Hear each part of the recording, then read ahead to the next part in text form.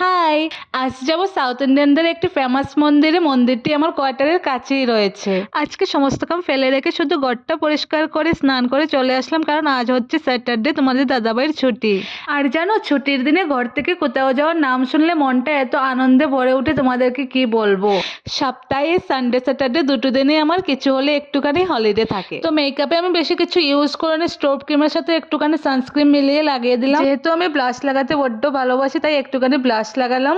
ওই আর কি, স্কিন কেয়ারের সাথে একটুখানি বেসিক মেকআপ করে নিলাম। এতক্ষণ সিঁদুর ছাড়া মেকআপটা যেন কমপ্লিটই হচ্ছিল না। গতকাল ফ্রাইডে মার্কেট থেকে এই মঙ্গলসূত্রটা কিনেছিলাম, তাই তোমাদের দাদাভাইকে বললাম পরিয়ে দাও।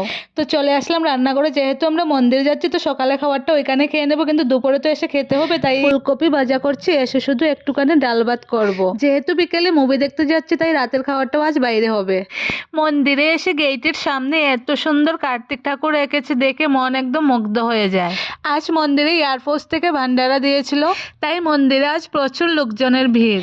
এত লম্বা লাইন ছিল, এই লাইনে প্রায় ঘন্টায় খাড়া ছিলাম, তারপর প্রসাদ পেলাম। দেন ঘরে এসে কিছুক্ষণ রেস্ট করে বিকালবেলা বেরিয়ে পড়লাম মুভির জন্য। তারপর টিকিট কাউন্টার থেকে দুটো টিকিট নিয়ে চলে যাই হলের ভিতরে।